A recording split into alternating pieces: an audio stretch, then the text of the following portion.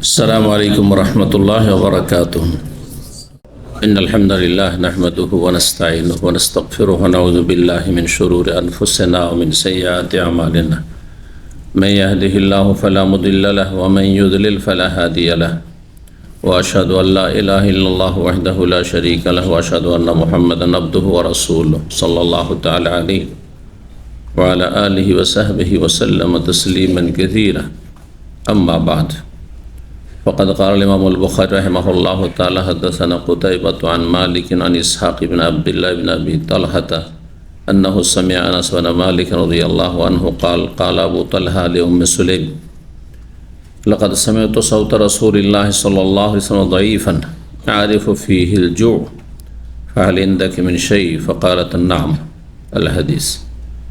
সম্মানিত ভাতৃমণ্ডলী, আল্লাহ রাব্বুল আলামিনের প্রশংসা এবং প্রিয় নবী সাল্লাল্লাহু আলাইহি সাল্লামের উপর সালাত ও সালামের পর আজ জুমাবার 4 মুহররম 1448 হিজরি মোতাবেক 19 জুন 2026 আমাদের ধারাবাহিক আলোচনা সহিহুল বুখারীর শপথ ও মানত পর্ব নম্বর 11, অধ্যায় নম্বর 22।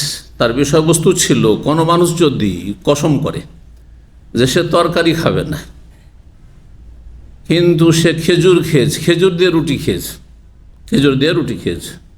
খেজুর রুটি খাওয়া যায় না, ব্রেড খাওয়া যায় না সামলি, তাহলে এমনি সামলির ভিতরে ঢুকবে না, কিন্তু খেজুর দিয়ে ঠিকই ঢুকবে। হ্যাঁ, একসময় গুড় দিয়ে রুটি খেতেন না? জি, সচ্ছল লোকেরাও খেত একসময়। জি, চিনি দিয়ে রুটি খেত। জি, এখন নয় ভাবছেন যেন সবজিও চলবে না, কি লাগবে? গোস্ত লাগবে। দুটো পয়সা হয়েছে সেই জন্য অতীতকে ভুলে গেছেন। বাপদাদার জীবন কেমন ছিল ভুলে গেছেন না, বলবেন না। তাহলে আল্লাহ শুকরিয়া আদায় করতে পারবেন যদি অতীতকে মনে রাখেন। জি, তো তরকারি খাবো না কিন্তু খেজুর দিয়ে রুটি খেয়েছে, তাহলে কি কসম ভঙ্গ হবে? কসম করে বলেছিল, কসম ভঙ্গ হবে। অমা এখন মেনহুল ওদম। আর তরকারি কি দিয়ে তৈরি? তরকারি মানে সবজি, এটা বাঙালি পরিভাষা। গোস্ত তরকারি, মাছও তরকারি, হ্যাঁ, অনেক কিছু তরকারি, যা কোনো খাওয়ার জন্য কি হয়, সহযোগী হয় তরকারি। এই জন্য লবণকে তরকারি বলেছেন, সিরকা ভিনিগারকে তরকারি বলেছেন। কথা বোঝা গেছে? নেমাল এদাম আল মিলহ, নেমাল এদাম আল খাল্লো। জি, বাইতুল্লাহ তোমারা ফিহে জিয়াউন আহলহু, যে বাড়িতে খেজুর নেই, সব আছে আপনার বাড়িতে, খেজুর নাই, ওরা হচ্ছে ক্ষুধার্ত, মিসকিন, গরিব। তাহলে বোঝা গেছে যে হ্যাঁ, গুরুত্বপূর্ণ একটি খাবার হচ্ছে, ফুড হচ্ছে খেজুর। বাড়িতে সব আছে, খেজুর নেই, গরিব আপনি। যদি ব্যবস্থা থাকে, দেশে পাওয়া যায়, তাহলে পয়সা আছে, তারপর মিষ্টি খাচ্ছেন, রসগোল্লা খাচ্ছেন বাঙালি, হ্যাঁ, যেটা আপনার ক্ষতি করছে, কিন্তু প্রাকৃতিক মিষ্টি খাচ্ছেন না, যেটা আপনার উপকারী, খাবেন। জি, তো খেজুর খেয়ে নিল, কসম করেছিল তরকারি খাবো না। কসম ভঙ্গ হবে না? হবে না। গত আলোচনাতে প্রাথমিক একটা আলোচনা করেছিলাম, যারা শুনে কি বলেছিলাম? হবে। হ্যাঁ হ্যাঁ, নিয়ত থাকে। তাহলে একদল ওলামা বলছেন, আর একদল বলছে যে একটি হাদিস রয়েছে সুনান আবু দাউদ, যে নবী সাল্লাল্লাহু আলাইহি সাল্লাম একবার রুটি খেলেন খেজুর দিয়ে, বলে হাজা বা হাজিহি তামরাতুন, হাজিহি এদাম হাজা, এই খেজুরটা হচ্ছে এই রুটির তরকারি। তাহলে এই হাদিস প্রমাণ করে যে কেউ যদি খেজুর দিয়ে রুটি খায় আর কসম করেছে তরকারি খাবো না, তো কসম ভঙ্গ হয়ে যাবে। কসম ভঙ্গ হলে কী করতে হবে? কাফারা দিতে হবে। দ্বিতীয় হাদিসে মর্মে 6688, এখান থেকে আমরা শুরু করব। আনাস বিন মালিক রাদিয়াল্লাহু তাআলা আনহু বলছেন, কাল আবু তালহা, তার মায়ের স্বামী। জি, আমাদের মানুষ সৎ বাবা বলে নাকি? সৎ বাবা নাকি বলেন? আমাদের অঞ্চলে বলে কাঠ বাবা, মানে অত মায়া দেওয়া সাধারণত থাকে না, হয়তো পরের ছেলে। কাঠ যেমন শুকনা, রস নেই, তেমনি এ হচ্ছে কাঠ বাবা।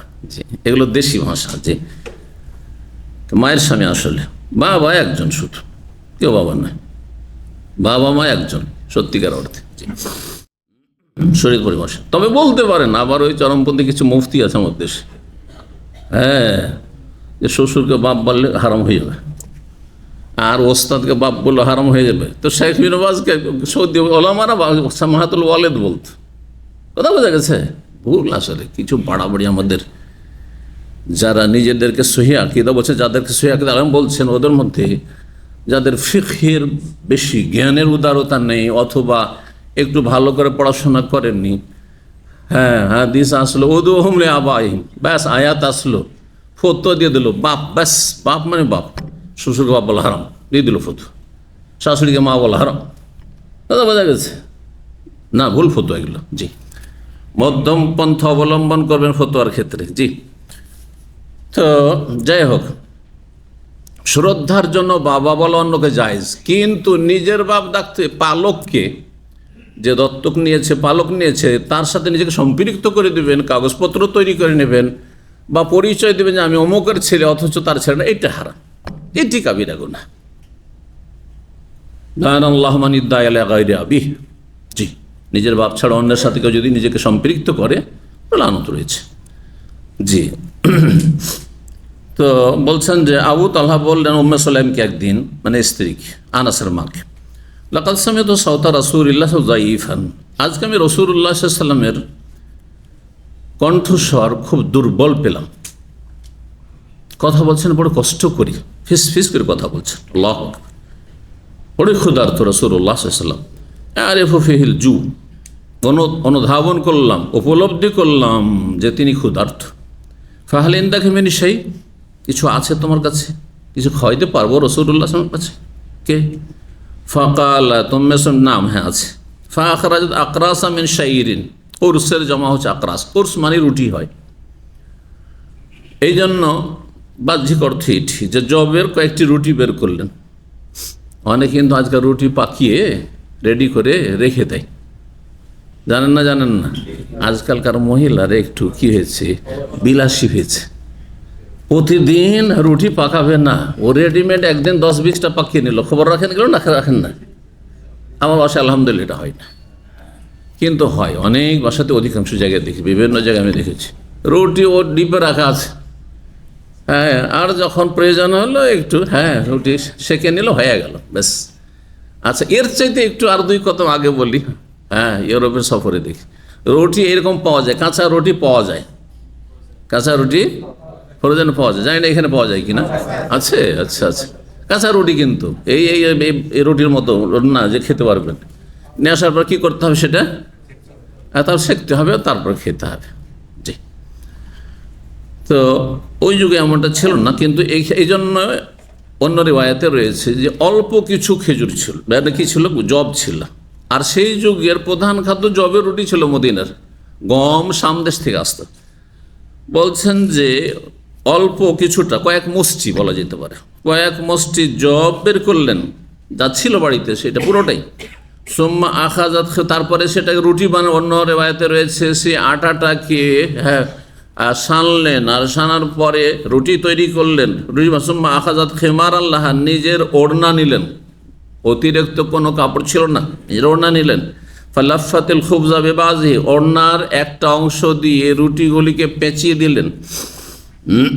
সুম্মা আরসালাতনি, আনাস বলছেন তারপরে আমাকে আমার আম্মা পাঠিয়ে দে রাসূলুল্লাহ সাল্লাল্লাহু আলাইহি ওয়াসাল্লামের কাছে, যাও, একটা মাত্র রুটি আছে, তার সাথে অনেক লোক বসে আছেন, হ্যাঁ, ডাকা যাবে না সবাইকে, না সবাইকে নিয়ে চলে আসবেন, নবী সাল্লাল্লাহু আলাইহি ওয়াসাল্লাম নিয়ে গিয়ে দিয়ে দাও। ফাযাহাবতু, আমি গেলাম রুটি নিয়ে। ফাওয়াজাদতু রাসূলা ফিল মসজিদে, সেই সময় রাসূলুল্লাহ সাল্লাল্লাহু আলাইহি ওয়াসাল্লামকে মসজিদে পেলাম। ওয়া মাহুন্না, তার সাথে বেশ লোকজনও বসে আছে। ফাকুমতু আলাইহি, একটু দাঁড়াইলাম আমি। নবী সাল্লাল্লাহু আলাইহি ওয়াসাল্লাম উপলব্ধি করলেন যে বিশেষ কোনো কাজে এসেছে আনাস। ফাকালা রাসূলুল্লাহ সাল্লাল্লাহু আলাইহি ওয়াসাল্লাম, বললেন আরসালাকা আবু তালহা, তোমাকে আবু তালহা পাঠিয়েছেন, অথবা ওহী করা হয়েছে নবী সাল্লাল্লাহু আলাইহি ওয়াসাল্লামকে, সব জানছেন।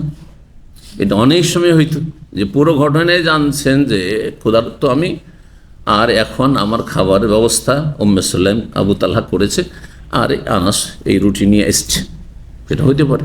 জি, ফাকুলতুর নাম, আবু তালহা পাঠিয়েছে। ফাকালা রাসূলুল্লাহ লিমান মাহু, সাথী সঙ্গীদেরকে বললেন, কুমু, তোমরা সব উঠো, চলো খেতে চলো। ফান্তালাকু, সবাই হাঁটলো। ওয়ান্তালাকতু বাইনা আদিম, আনাস বলছেন যে তাদের সামনে আমি আগে আগে হাঁটতে শুরু করলাম। জি, রুটি আর নবী সাল্লাল্লাহু আলাইহি ওয়াসাল্লাম নিলেন না, বলে রুটি নিয়ে চলো, তোমাদের বাড়ি আসছে। হাত্তা যেহেতু আবু তালহা, আসলাম আবু তালহার কাছে। ফাখবর তহু, জানালাম যে পিছনে তো একদল চলে আসছে, এই মাত্র কয়টা রুটি। জি। ফাকাল আবু তালহা বলি, ইয়া উম্মে সুলাইম, ঘাবিয়ে গেছেন, উদ্বিগ্ন আবু তালহা। জি, এত লোক নিয়ে চলে আসেন নবী সাল্লাল্লাহু আলাইহি ওয়াসাল্লাম, খাওয়াবো কি করে, কি খাও, বাড়িতে কিছু নেই তো। হে উম্মে সুলাইম, কাদ জা রাসূলুল্লাহ সাল্লাল্লাহু আলাইহি ওয়াসাল্লাম ওয়ান নাস, রাসূলুল্লাহ স্বয়ং চলে আসলেন, তার সাথে লোকজনও আছে। ওয়ালাইসা ইনদানা মিনা তামানুত, আমাদের বাড়িতে এমন কোনো খাবার নেই যা তাদের সবাইকে খাওয়াবো, কিছুই তো নেই, এইটুকু ছিল কয়েকটা মাত্র রুটি। ফাকালাত, উম্মে সুলাইম বলছেন, অনেক মহিলারা অত্যন্ত জ্ঞানী, আপনাকে এমন পরামর্শ দিবে যেদিকে আপনার ব্রেনটাই যায়নি। এই জন্য স্ত্রীদের কাছে পরামর্শ নিতে হয়। বাড়িতে আপনি একনায়কত্ব খাটাবেন না, আমি বেশি বুঝি, তুমি কি বুঝো, সবসময় এই ধ্যান ধারণা, এইটা ভুল আসলে। রাসূলুল্লাহ সাল্লাল্লাহু আলাইহি ওয়াসাল্লাম পরামর্শ নিয়েছেন উম্মে সালামা রাদিয়াল্লাহু তাআলা হুদায়বিয়ার সন্ধির সময়, একাধিক সময়। জি, পরামর্শ নেওয়া ভালো। কি করা যায়? বললেন, আল্লাহ ওয়া রাসূলু আলাম, আপনি কেন চিন্তা করছেন? নবী সাল্লাল্লাহু আলাইহি ওয়াসাল্লাম নিয়ে আসছেন, উনি চিন্তা করবেন, আমাদের কি চিন্তা করার আছে, উনি নিজেই আসছেন, আমার তো রুটি দিয়ে পাঠিয়ে দিয়েছিলাম। ফান্তালাক আবু তালহা বাড়ি থেকে এগিয়ে গেলেন। আনাস আগে চলে এসছে, এখন পথে আছেন রাসূলুল্লাহ সাল্লাল্লাহু আলাইহি ওয়াসাল্লাম। সাহাবায়ে কেরামগণ হাত্তা লাকিয়া রাসূলুল্লাহ সাল্লাল্লাহু আলাইহি ওয়াসাল্লাম, রাসূলুল্লাহর সাথে সাক্ষাৎ করলেন পথে। এখান থেকে কি বোঝা গেল, বাড়িতে যদি মেহমান আসে তাহলে বাড়ির মালিক বাড়ির বাইরে গিয়ে গাড়ি থেকে আজকাল যেমন রিসিভ করা শ্রদ্ধা সম্মানের জন্য, অথবা বাসার নিচে গিয়ে রিসিভ করে নিয়ে আসা, অথবা কমপক্ষে গেটে গিয়ে, এইটা আপনার রুমে বসে থাকার চাইতে ভালো। রুমে ভদ্রলোক বসে আছেন, নিজেও যাচ্ছেন না, একটা ছেলেকেও পাঠাচ্ছেন না, চলে আসেন না। বিশেষ করে যদি আপনার শ্রদ্ধাভাজন মেহমান, আপনার জুনিয়র না, আপনার সিনিয়র মেহমান, বোঝা গেছে না? জি জি, দেখেন না আজকাল ভালো স্টারওয়ালা হোটেলগুলিতে আমরা দেখেছি যে গাড়ি গিয়ে লাগতেই সাথে সাথে দরজাটা এসে খুলবে, হ্যাঁ, হোটেলের লোকেরা, আর তারপরে নামিয়ে নিয়ে যাবে সাথে করে, কেউ সাথে করে নিয়ে যাচ্ছে, হ্যাঁ, আর তারপরে ব্যাগ ছুঁতে দিবে না, কেউ করছে না। জি, এগুলো রাসূলুল্লাহ সাহাবায়ে কেরামগণ শিখিয়েছেন। হাজগরি 5 স্টারওয়ালাদের কাছ থেকে শিখতে হবে, হ্যাঁ, কাফেরদের কাছ থেকে শিখতে হবে না। লাকাদ কানা লাকুম ফি রাসূলিল্লাহি উসওয়াতুন হাসানাহ। এগুলি আদব, এগুলো সাধারণ জ্ঞান, কমন সেন্সে বুঝতে হয়, নির্বোধ হইতে হয় না। জি, বলছেন যে রাসূলুল্লাহ সাল্লাল্লাহু আলাইহি ওয়াসাল্লাম আগমন করলেন, আবু তালহা মাহু, আবু তালহাও সাথে আছেন। হাত্তা দাখালা, উভয় প্রবেশ করলেন। ফাকালা রাসূলুল্লাহ সাল্লাল্লাহু আলাইহি ওয়াসাল্লাম, রাসূলুল্লাহ বললেন, হালুম ইয়া উম্মে সুলাইম মা ইনদাক, উম্মে সুলাইম নিয়ে আসো তোমার কাছে যা আছে। রাসূলুল্লাহ সম্বোধন করে কাকে বললেন? উম্মে সুলাইমকে, রাসূলুল্লাহ সাল্লাল্লাহু আলাইহি ওয়াসাল্লাম। তারপর এখান থেকে দেখেন নবী সাল্লাল্লাহু আলাইহি ওয়াসাল্লাম জায়েজ নাজায়েজের বর্ডার শিখাতে এসেছেন, কোনখানে গিয়ে কত দূর পর্যন্ত জায়েজ। এই জন্য কিছু কিছু কাজ নবী সাল্লাল্লাহু আলাইহি ওয়াসাল্লাম করেছেন যেটা আজকালকার জামানায় না করাই উচিত, কিন্তু করলে জায়েজ আছে প্রয়োজন, বা বিশেষ মানুষের জন্য জায়েজ আছে। কথা বুঝতে পারলেন?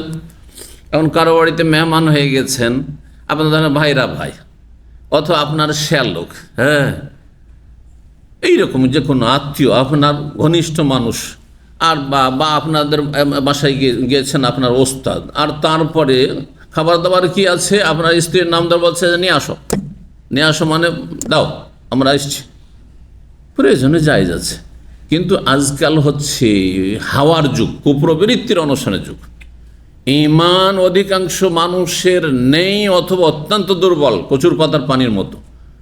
সুতরাং পুরুষদের সাথে লেনদেন করবেন, হ্যাঁ, মহিলাদের সাথে সম্বোধন করতে যাবেন না। কিন্তু মহিলা পুরুষ কথোপকথন পর্দার আড়াল থেকে করতে প্রয়োজনে পারে, এটা জায়েজ, সেই জন্য নবী সাল্লাল্লাহু আলাইহি ওয়াসাল্লাম কাজ করেছেন। কোরআনে কারীম আছে না, ওয়াইজা সাআলতুমুহুন্না মাতাআন ফাসআলুহুন্না মিন ওয়ারায়ে হিজাব, পর্দার আড়াল থেকে চেয়ে নিতে পারো। তাহলে বোঝা গেল দেয়ালের আড় থেকে, অথবা সামনে এসে বোরকা পরে আমার সাথে কথা বলতে পারে, কিন্তু বোরকা পরবে না, সামনে এসে কথা বলবে দুলাভাইয়ের সাথে, হারাম। এটি নিকট আত্মীয়দের সাথে কথা বলতে হয়, না হলে মানুষের মাইন্ড করবে, অনেক সময় কষ্ট পাবে। হ্যাঁ, ধরেন আপনার শ্যালকের বাসা গিয়েছেন, আর শ্যালকের স্ত্রী আছে, যদি সালাম না দেয় তো আপনি তো রেগে মেয়েতে কত কি হয়ে যাবে, তাই না? সম্পর্ক খারাপ হয়ে যেতে পারে। আজকালকার মানুষের ধারণা এরকমই, যে কেন কথা বললো না, সালাম আলাইকুম ভাই কেমন আছেন, পর্দার আড়াল থেকে ব্যাস, অথবা বোরখা পরে সালাম আলাইকুম দেখা হচ্ছে। কিছু মহিলা আছে চরমপন্থী, বোরখা পরে আছে, সালাম দিতে পারবে, কিন্তু সালাম না দিয়ে পাশ দিয়ে ক্রস করলো, কিন্তু সালাম দিল না। না, এটা ঠিক নয়, ঠিক নয়। সবার সামনে বা কিছু লোকেরা আছে, ফিতনার কোনো আশঙ্কা নেই, নির্জনতা নেই, সালাম দেবেন, চেহারা খোলা নেই। জি, হিজাবের সাথে বা পর্দার আড়াল থেকে, সেটা বোরখার পর্দা হোক অথবা দেয়ালের পর্দা হোক, কাপড়ের পর্দা, পর্দার আড়াল থেকে পুরুষ নারী একে অপরের সাথে কথা বলতে পারে, প্রয়োজন নেই। কিন্তু যেখানে শয়তান সুযোগ পাবে সেখান থেকে অনেক দূরে থাকতে হবে। ঠিক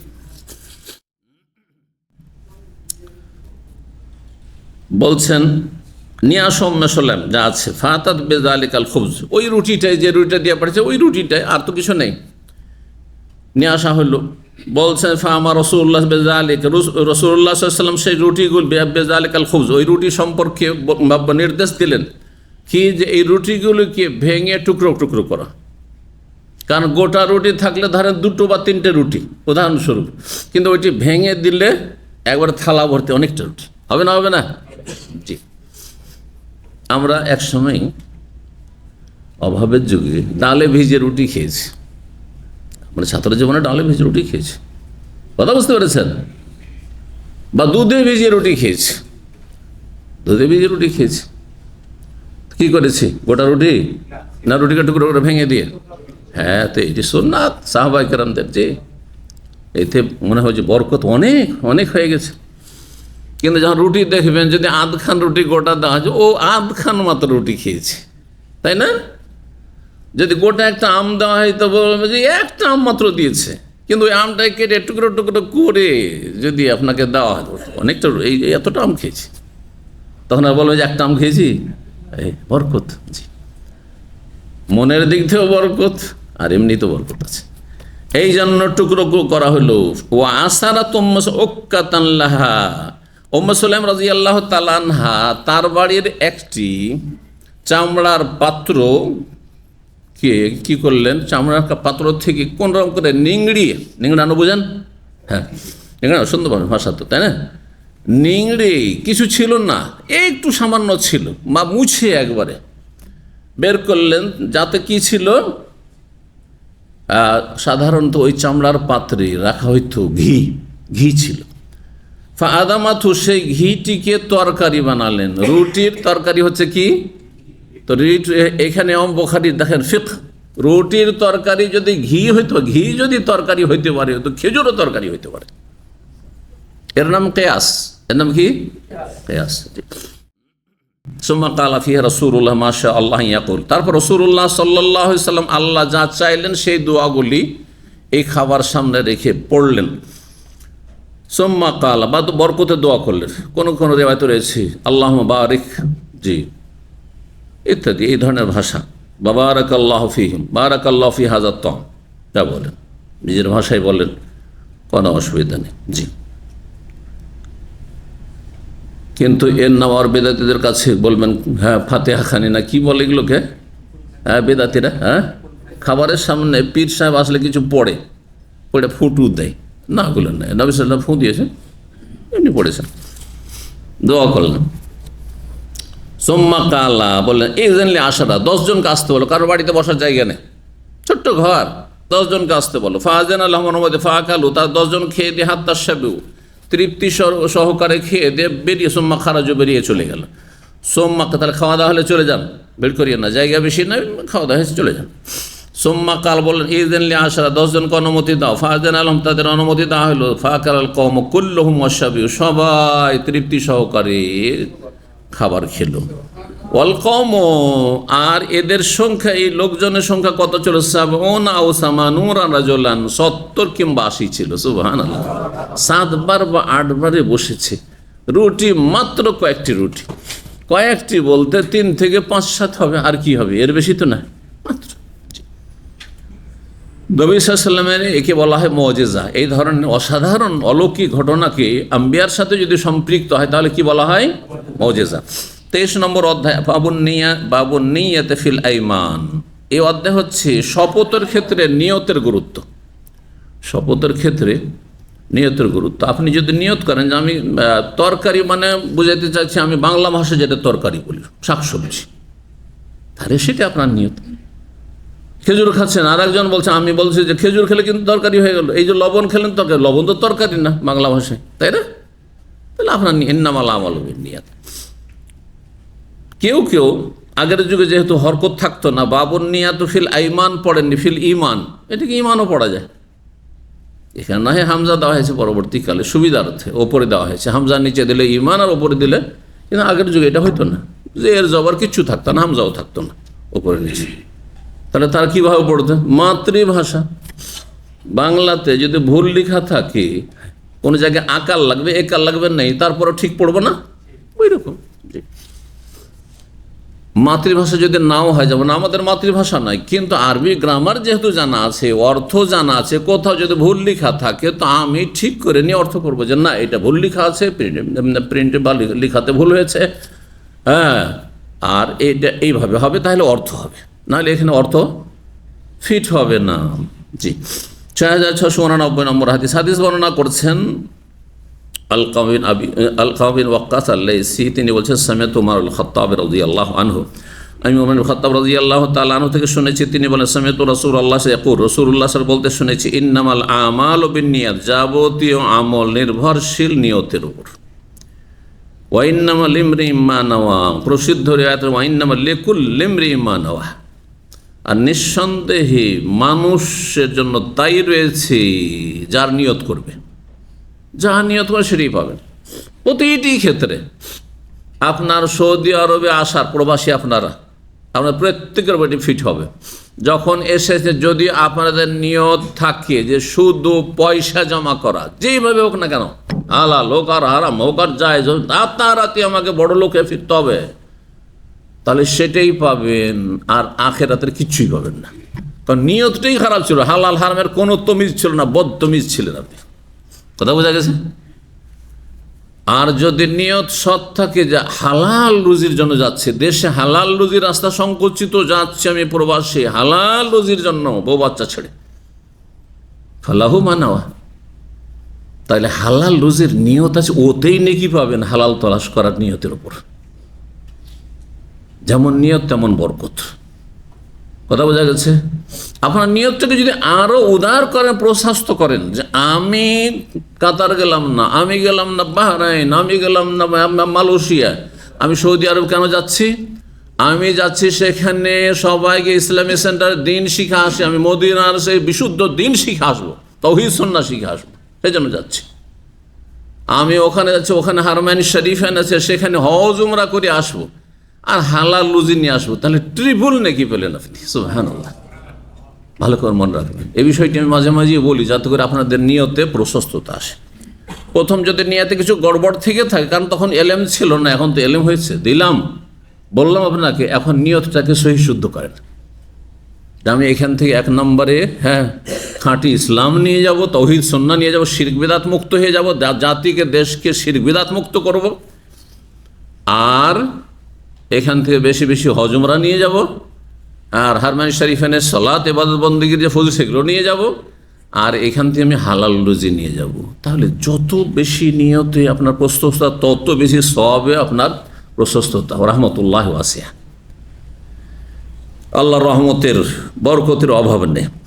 ফামান কানাত হিজরাতুহু ইলাল্লাহ, উদাহরণস্বরূপ যদি কারো হিজরত হয় আল্লাহর সন্তুষ্টির জন্য এবং রাসূলুল্লাহ সাল্লাল্লাহু আলাইহি ওয়াসাল্লামের অনুসরণে। আল্লাহর সন্তুষ্টি, রসুলের সন্তুষ্টি বলবেন না, কথা বুঝছেন না? বেদাতির লক্ষণ হচ্ছে ফাজাইল আমল কিতাব লিখছেন মৌলানা জাকারিয়া, আর বলছেন ভূমিকাতে যে এটি আমার ওস্তাদ মোহতারাম মৌলানা ইলিয়াসের সন্তুষ্টি বিধানে লিখছি। শিরকি কথা, শিরকি কথা ভূমিকাতে। এই জন্য তর্জমা কি বললাম, ইলাল্লাহ ওয়া রাসূল একই বাক্য দিয়ে রয়েছে, কিন্তু আল্লাহর সন্তুষ্টির জন্য এবং রাসূলুল্লাহ সাল্লাল্লাহু আলাইহি ওয়াসাল্লামের অনুসরণের জন্য, মহব্বতের জন্য, তার সাথে থাকার জন্য, তার পাশে থাকার জন্য, তার জন্য জীবনকে কোরবানি করে দেওয়ার জন্য, ধন সম্পদ সবকিছু উৎসর্গ করার জন্য, এগুলো অর্থ হবে। কিন্তু জীবদ্দশায় মানুষের মারা যাওয়ার পরে আর তাকে সন্তুষ্ট করার কাজকর্ম বন্ধ হয়ে যায়, তাই না? কি সন্তুষ্ট করবে একজন দুনিয়াতে চলে যাওয়া মানুষ? কিন্তু যখন বেঁচে আছেন তখন বলা যেতে পারে কথাটি, যতক্ষণ বেঁচে আছেন। এটাও বুঝে নেন ভালো করে, কারণ এগুলো আকীদার সাথে যেহেতু সম্পর্ক। কাউকে হাদিয়া দিচ্ছেন আর তার একটা অসন্তোষ রয়েছে আপনার ওপর, একটু বৈরিতা রয়েছে, আপনি দিচ্ছেন, আল্লাহকে সন্তুষ্ট করার জন্য দিচ্ছি, অতঃপর আমি ওনাকে সন্তুষ্ট করার জন্য বলা যায়, হবে না? জায়েজ, কারণ জীবিত মানুষকে সন্তুষ্ট করা যায়। মা অসন্তুষ্ট আছে, মা অসন্তুষ্ট, বাবা অসন্তুষ্ট, নুন খাওয়াইলে মানুষ গুণ গায়, এটা মানুষের স্বভাব। মাঝে মাঝে কিছু হাদিয়ে দিতে আছেন, যদিও কথা বলে না ভালো করে, তার দিতে আছে। উদ্দেশ্য হচ্ছে মা বাবাকে সন্তুষ্ট করতে। মা বাবাকে সন্তুষ্ট করা যদি বলা হয়, তো নবী সাল্লাল্লাহু আলাইহি ওয়াসাল্লামের জীবদ্দশায় যদি সাহাবী বলেন যে নবী সাল্লাল্লাহু আলাইহি ওয়াসাল্লামকে সন্তুষ্ট করার জন্য এই কাজটি করছি, যাতে নবী সাল্লাল্লাহু আলাইহি ওয়াসাল্লাম আমার উপর রাজি থাকেন আল্লাহর পরে কিন্তু, তাহলে ঠিক আছে, কথা বোঝা গেছে না? কিন্তু কোনো মানুষের ইন্তেকাল পরে ওনাকে রাখে, যে আপনার রাগ করেছে, ওনাকে রাজি করার জন্য আমি এই কাজটি করছি, না, ওটি চলবে না। যদি কারো হিজরত আল্লাহর জন্য হয় এবং রাসূলের জন্য হয়, রাসূলের নিয়ে আসা দিনকে শক্তিশালী করার জন্য, সেই দিনের হেফাজত করার জন্য, সেই দিন আমি স্বাধীনভাবে পালন করার জন্য, যেখানে আছি সেখানে দিন পালন করা যাচ্ছে না, শিরক বেদাতে লিপ্ত হইতে হচ্ছে, অথবা ছেলেমেয়েরা বেদিন হয়ে যাচ্ছে, সেজন্য হিজরত করছে। এখানে এই উদ্দেশ্য, যদি এটা উদ্দেশ্য হয় তাহলে ফাহিজরাতুহু ইলাল্লাহ, তাহলে তার হিজরত আল্লাহ এবং রসুলের জন্য হলো। কেমন কথা? যদি কেউ বলে, কেউ যদি হিজরত করে আল্লাহর জন্য, রসুলের জন্য, তো তার হিজরত আল্লাহর জন্য হইলো, রসুলের জন্য হইলো, তো কি বুঝলেন? যে বোঝা গেল? বোঝা গেল না। একটা শুধু শব্দ বাড়িয়ে দিচ্ছি, কালেমা বাড়িয়ে দিচ্ছি, তাহলে একবার স্পষ্ট হয়ে যাবে। ফামান কানাত হিজরাতুহু ইলাল্লাহি ওয়া রাসূলিহি কাসদান ওয়া নিয়াতান, বা শুধু নিয়াতান বলে, একটা শব্দ বলে, ফাহিজরাতুহু ইলাল্লাহি ওয়া রাসূলিহি আজরান ওয়া সাওয়াবান। যেই ব্যক্তির নিয়ত হচ্ছে আল্লাহর জন্য হিজরত করা আর রাসূলুল্লাহ সাল্লাল্লাহু আলাইহি ওয়াসাল্লামের জন্য হিজরত করা, তার হিজরত আল্লাহর জন্য হবে, রসুলের জন্য হবে, বা আল্লাহর দিকে হবে, রসুলের দিকে হবে। কোন দিক থেকে? নেকির দিক থেকে, প্রতিদানের দিক থেকে, সওয়াবের দিক থেকে। নাকি পাবেন তাহলে? যত খুলুসিয়াত, নিষ্ঠা, তত বেশি নাকি। ওমান কানাত হিজরাতুহু ইলা দুনিয়া, আর কারো যদি হিজরতের উদ্দেশ্য থাকে দুনিয়া, শুধু পয়সার জন্য এসেছেন আপনি কোথাও, পশ্চিমা দেশে যাচ্ছেন, আর মুসলিম দেশ ছেড়ে আরব দেশে ভালো রিজিক আছে, তারপরও না না না না আমি যাবো, ইটালি যাবো, কোন রকম করে ভাসতে ভাসতে যাবো, ভূমধ্যসাগরে ডুববো, মরবো, কিন্তু যাবো। বুঝতে পেরেছেন? কিসের জন্য? শুধু দুনিয়ার সুখের জন্য, দিনের জন্য জানেন আপনি, আপনি দিনের দাওয়াতের জন্য সেটা ভিন্ন বিষয়। সেখানকার মানুষের কাছে আল্লাহর দিন পৌঁছাবো, সেটা ভিন্ন। সাহাবায়ে কেরাম গেছেন, আবু আইয়ুব আনসারী রাদিয়াল্লাহু তাআলা আনহু, আপনাদের অবগতির জন্য বলছি, এবং তার স্ত্রী উম্মে হারাম বিনতে মিলহান, তাদের কবর আছে সাইপ্রাস, জাজিরা কবরুস, আরবিতে কবরুস, সেটি সাইপ্রাস। কোথায় আছে? ইটালির ভাই আছেন আমাদের মজলিসে, মাশাআল্লাহ। ইটালি থেকে এক ভাই আছেন, কাতার থেকে আছেন, আর কোথা থেকে আছেন? আর বিভিন্ন জায়গা থেকে, জবেল থেকে তো মাশাআল্লাহ আছেন, অনেকে আছেন। কি বলছিলাম? আবু আইয়ুব আনসারী রোজগারের জন্য গেছিলেন মদিনা থেকে, মদিনা রসুলের শহর ছেড়ে গেছেন। কোথায়? ইউরোপে গেছেন তো, পূর্ব ইউরোপে না, সাইপ্রাস। হ্যাঁ, তাহলে কি জন্য গেছেন? দিনের দাওয়াত দিতে। তখন জেহাদ ছিল, জেহাদ ফি সাবিলিল্লাহর জন্য গেছেন। তার স্ত্রী সেখানে বাহনের পিঠ থেকে পড়ে মারা গেছেন, আর সেখানে তার কবর হয়েছে।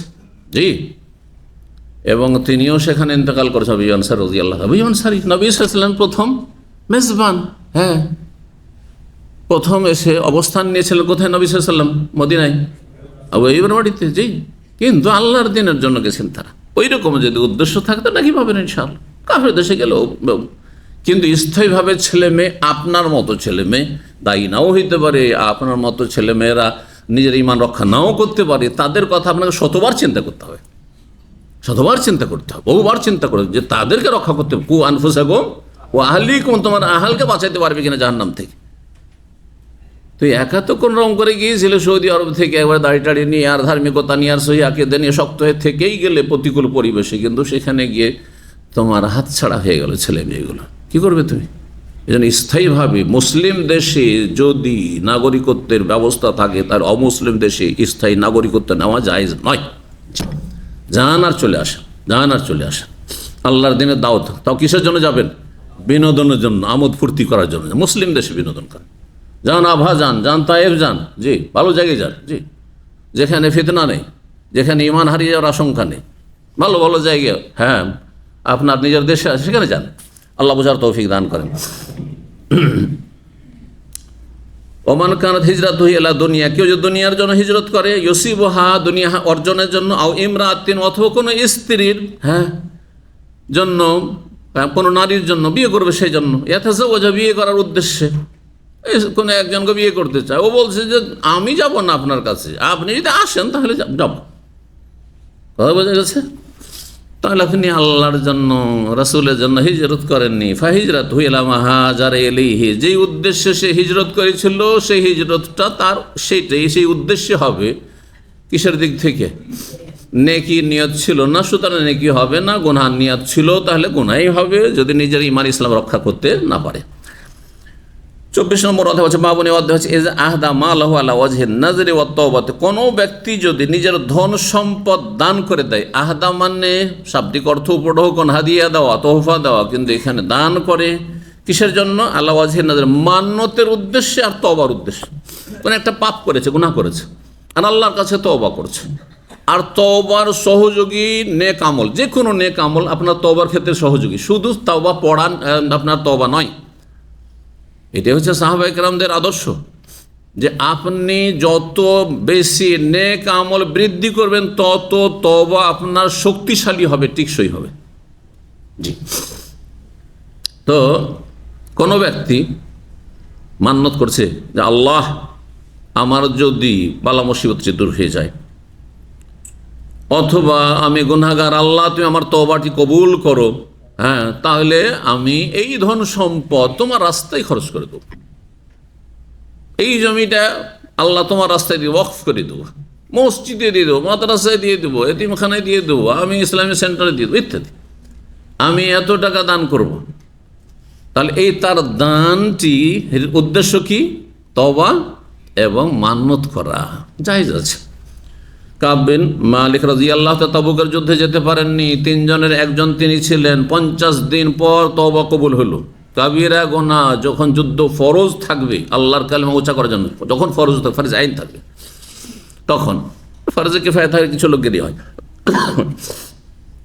আর যদি বিজয়ের সম্ভাবনা একেবারে না থাকে, তখন জেহাদ জায়েজ নয়। মক্কাতে জেহাদ জায়েজ ছিল না? না জায়েজ ছিল? না জায়েজ ছিল না? আল্লাহ বলছে কুফু আইদিয়াকুম, মক্কার আয়াত। আলাম তারাল্লাযিনা ক্বিলা লাহুম কুফু আইদিয়াকুম, তুমি কি জানো না তাদেরকে যাদেরকে বলা হয়েছিল যে নিজের হাতকে গুটিয়ে রাখো। আরে আবু জাহল, আবু লাহাব মারলো, মার খেয়ে থাকো, হাত বাড়াবে না, মারছে তো আমি মারবো।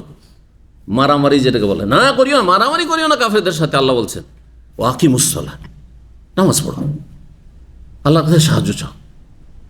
তো মুসলিম জাতির অবস্থা বুঝে চিন্তা করতে হবে আপনাকে। আপনি আছেন প্রতিকূল অবস্থায়, আদার ব্যবসায়ী আর জাহাজের স্বপ্ন, কি প্রবাদ আছে, বুঝতে পারছেন না? তো মুসলিম জাতি এখন এইরকম পরিস্থিতিতে বিজয়ের সম্ভাবনা নেই। হ্যাঁ, আর নেতৃত্ব কেয়াদত নেই এর জন্য। আর নেতৃত্ব ছাড়া জিহাদ হয় না। ইন্নামাল ইমাম জুন্নাহ, ইমাম হচ্ছে ঢাল স্বরূপ, বর্মস্বরূপ। ইউকাতালু মিন ওয়ারাইহি, লড়াই হলে তার পেছনে থেকে, তার সামনে নয়। জি, আপনার শাসক কোথায়? জি, আপনার বিজয়ের সম্ভাবনা কোথায়? আল্লাহ বোঝার তৌফিক দান করুন। এই জন্য সতর্ক সাবধান চরমপন্থা থেকে, যেমন নাস্তিকতার সেকুলারিজম থেকে সতর্ক সাবধান। দুইটি গুমরাহি, দুইটি গর্ত, রাজপথ সিরাতে মুস্তাকিমের দুই পাশে। ছেলে মেয়েরা যদি সেকুলার হয়ে যায় জাহান্নামে যাবে, ছেলে মেয়েরা যদি খারিজি জঙ্গি হয়ে যায় জাহান্নামে যাবে। আল্লাহ হেফাজত করুন, দিনের উপর আল্লাহ অবিচল রাখুন। 6690 নম্বর হাদিস। হাদিস বর্ণনা করেছেন আব্দুর রহমান বিন আবদুল্লাহ বিন কাব বিন মালিক, ওয়াকানা কায়েদা কাব মিন বানি হিনামিয়া। বলছেন যে তিনি কাব বিন মালিক রাদিয়াল্লাহু প্রখ্যাত সাহাবীকে সন্তানদের মধ্য থেকে, তিনি অন্ধ হয়ে যাওয়ার পরে, কাব বিন মালিক শেষ জীবনে অন্ধ হয়ে গিয়েছিলেন, দৃষ্টিশক্তি হারিয়ে ফেলেছিলেন, তখন তাকে নিয়ে কি করতেন, এখানে সেখানে যেতেন, মসজিদে যেতেন, তাকে টেনে নিয়ে যেতেন, সাথে করে নিয়ে যেতেন, মানে সহযোগী ছিলেন। কালাসামে তো আমি শুনেছি কাব বিন মালিক, মানে দাদা থেকে, ইয়াকুলু ফি হাদিসিহি, তার যে তাবুক যুদ্ধের না যাওয়া সম্পর্কে, যাচ্ছি, এই তো ধরে নেবে, একটু কাজ আছে, সংসারের কাজ আছে, খেজুর পেকেছে, আল্লাহর বড় পরীক্ষা ছিল, একেবারে প্রচণ্ড গরমের সময়, এই আগস্ট মাসে যখন খেজুর পাকতে যাবে মদিনার, সেই সময়গুলোতে আর তাবুকের যুদ্ধ ফরজ হয়ে গেল, আর মদিনা সবাইকে যেতে হবে। মুনাফিকরা বিভিন্ন বাহানা মিথ্যাত বলো তো কোনো ব্যাপার না, কারণ তাদের অন্তরে ঈমান নেই। কে বলছে আমার স্ত্রী অসুস্থ, কে বলছে আমার ছেলে অসুস্থ, কে বলছে আমি নিজেও অসুস্থ, কে বলছে আমি খোঁড়া, কে বলছে আমার শরীর পেটে ব্যথা। সবকে বলে ঠিক আছে, যাদের ওজোর আছে যেও না, জানছেন না সেটা মুনাফিক, আসলে যাবেন না। কিন্তু খাঁটি মুমিন মাত্র 3 জন যাননি, তাদের তওবা 50 দিন পরে কবুল হয়েছে। ওয়ালা সালাসাতিল্লাযিনা খুল্লিফু, সূরা বারাত, সূরা তওবাতে আল্লাহ রাব্বুল আয়াত নাযিল করে তাদের তওবার ঘোষণা করেছেন। তো কাব বিন মালিক রাদিয়াল্লাহু বলছেন তার সেই দীর্ঘ হাদিসে, ওয়ালা সালাসাতিল্লাযিনা খুল্লিফু, সূরা তওবা আয়াত নম্বর 118 শেষ দিকে রয়েছে। ওই 3 জনের আল্লাহ তওবা কবুল করেছেন। আল্লাযিনা খুল্লিফু, তারা কিন্তু তাকাল্লাহু, তারা নিজেরা পিছে থেকে যাচ্ছি করে, কিন্তু আল্লাহ তাদের পক্ষ থেকে ডিফেন্স করছেন যে তারা ইচ্ছে করে পিছনে থাকেনি, কারণ নিয়ত খারাপ ছিল না। ধরেন মক্কা যাওয়ার জন্য সাথী সঙ্গীরা আছে, আর তারা আপনাকে ডাকছে, কথা বোঝা গেছে, আর আপনি যাবেন, নিয়তে আছে যাবেন, কিন্তু হচ্ছে একটু কাজ আছে আমার বাজারে, ভাই আপনি এই বাসটা ছুটে যাচ্ছে, বাসে চলে যাও, আমি পরের বাসে আসছি। তাহলে পরের বাস কি হয়ে গেল, খারাপ হয়ে গেল, অথবা যে কোনো কারণে লেট হয়ে গেল, সেই বাসও ছুটে গেল, সেই বাস কি হয়ে গেল, ছুটে গেল। ওই রকম ঠিক অবস্থাটা ছিল। আচ্ছা, কাজটা সেরে নি, আর তারপরে ওনারা তো যাচ্ছেন, আমরা একটু দৌড় দিয়ে যাবো, স্পিডে যাবো, আর তোরা সাথ ধরে নেবো নবী সাহাবায়ে কেরামদের, কিন্তু আর যাওয়া হইল না। অনেক দূর যখন চলে গেল, তো খুঁজেই পাবো না মরুভূমিত, এখনকার মতো রাস্তা না যে পেছনে পেছনে গেলে এই রাস্তা দিয়ে তো তাইফ হইতে যাবেন, কোথাও দেখা হয়ে যাবে না, হারিয়ে যাবো কোথাও। কোন দিয়ে গেলে নবী সাল্লাল্লাহু আলাইহি ওয়াসাল্লাম, কাছাকাছি থাকলে হয়তো খুঁজে পেতাম। যাই হোক, আর যেতে পারলেন না। ফাকাল ফি আখির শেষ হাদিসে বলছেন, যখন তওবা কবুল হইল, খুশিতে, আনন্দে, শুকরানা, এ শুকরানা সাদাকা। ইন্না মিন তওবাতি, আমার তওবার অন্তর্ভুক্ত হচ্ছে কি, আনখালি আমি মালি সাদাকাতান ইলাল্লাহি ওয়া রাসূলিহি, যে আমি আমার পুরো ধন সম্পদ, সুবহানাল্লাহ, একটা শুধু জমি জায়গা নয়, 1টি 2টি 10টি খেজুর গাছ নয়, আমার সমস্ত ধন সম্পদ থেকে আমি কি হয়ে যাব, মুক্ত হয়ে যাব, শূন্য হয়ে যাব, সাদাকাতান, দান সাদকা করে, আল্লাহে, আল্লাহ সন্তুষ্টির জন্য এবং রাসূলুল্লাহ সাল্লাল্লাহু আলাইহি ওয়াসাল্লামের সাহায্য সহযোগিতার জন্য, দিনের সাহায্য পাশে দাঁড়ানোর জন্য, বুঝতে পেরেছেন, সব দান করে দিলেন। তখন নবী সাল্লাল্লাহু আলাইহি ওয়াসাল্লাম আজকালকার মতো মাদ্রাসার মসজিদওয়ালাদের মতো সুবিধাবাদী ইল্লামা রাহিমাল্লাহ যদি হইতেন, তো কাজ হয়ে গেছে। অমুক 1 কোটি টাকা দিতে চেয়েছে, ওনার জমি জায়গা সবগুলি আমাদের মাদ্রাসে ওয়াকফ করে দিতে, কাজ হয়ে গেছে। তাহলে তো বিশাল জায়গায় পেয়ে গেছি, ফিরি না, এই কাজ করেছেন। এটা আদর্শ। জি, মানুষের খেয়াল রাখবেন। জি, ফিরি খাওয়াইতে যা, শেখ আপনাকে একটু খাওয়াইতে যা, চলেন একটা ভালো হোটেলে খাই, সুযোগ পেয়ে গেছি এখন যাই সাথে সাথে। এটা নবী সাহাবায়ে কেরামের আদর্শ নয়, এই কাজ করা মোটেই উচিত নয়। একেবারে অগতির গতি হইলে যে না ঠিক আছে যেতে হবে তখন।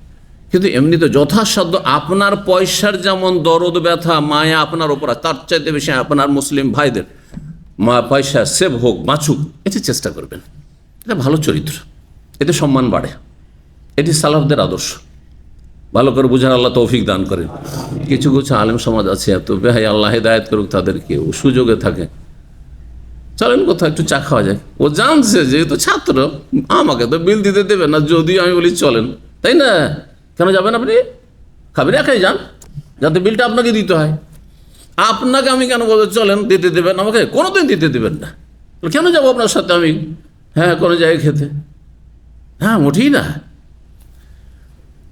যাই হোক, নবী সাল্লাল্লাহু আলাইহি ওয়াসাল্লাম কি বলছেন শোনেন, আমসিক আলাইকা বাযা মালিকা, তোমার কিছু সম্পদ তোমার কাছে রেখে নাও, ফাহুয়া খায়রুল লাকা, সেটি তোমার জন্য বেশি ভালো হবে। একেবারে ধন সম্পদ শূন্য হয়ে যাও, নিঃস্ব হয়ে যাও, রাখো। তোমার পরিবার আছে, তোমার ছেলে মেয়ে আছে, তাদের ভবিষ্যৎ আছে।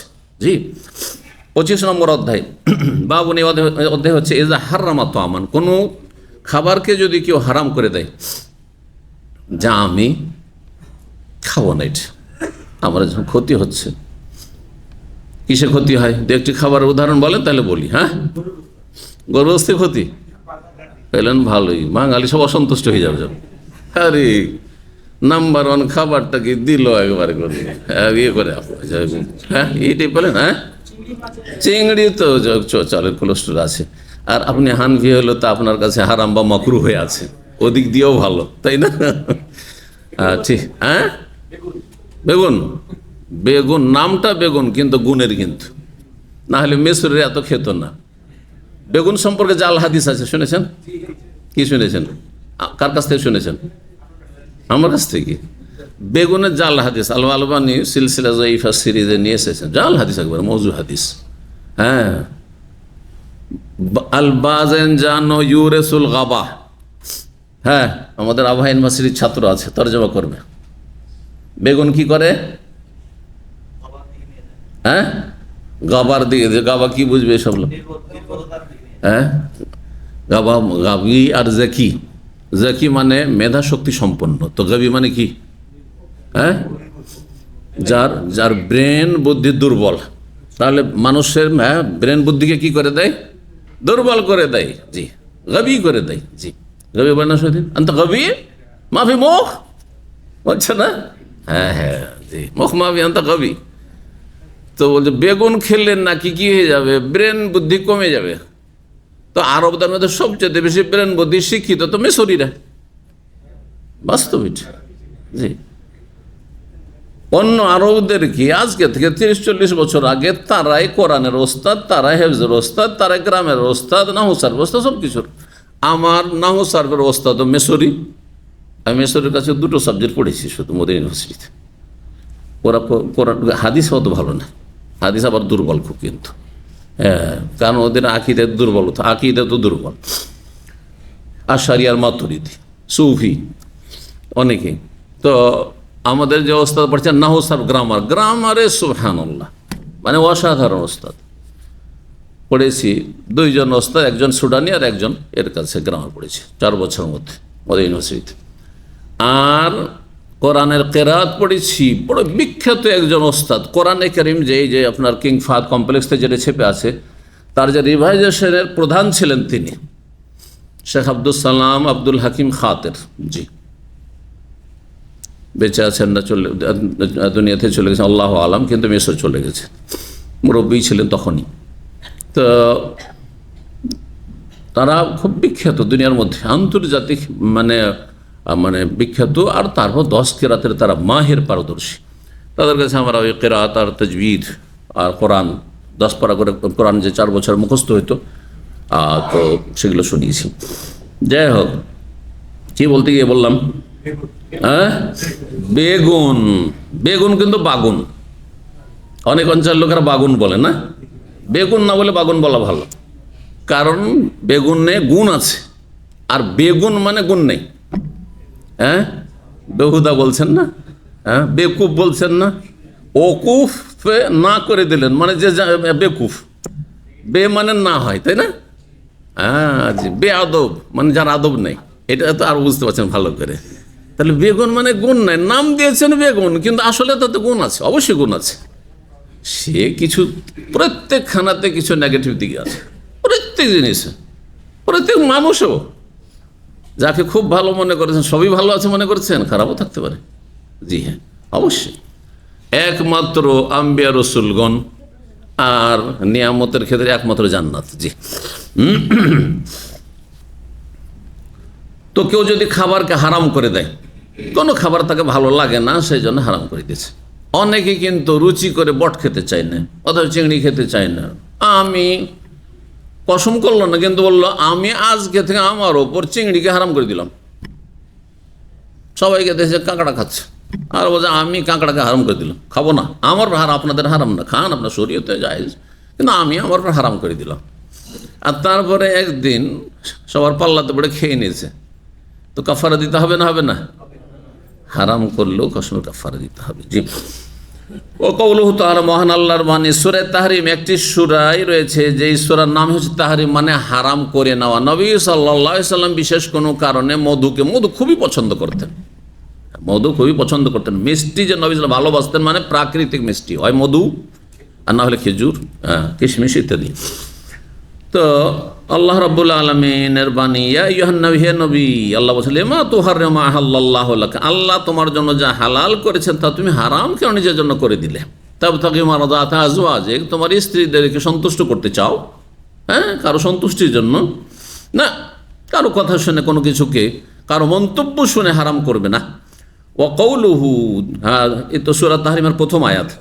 আর সূরা মায়েদার 87 নম্বর আয়াতে রয়েছে যে লা তুহাররিমু তাইয়্যিবাতি মা আহাল্লাল্লাহু লাকুম, যা তোমাদের জন্য আল্লাহ হালাল করেছেন সেসব পাক পবিত্র বস্তু তোমরা কখনো হারাম করো। যা হালাল তাকে হালাল জানবে, রুচি হলে খান, না হলে খাবেন না।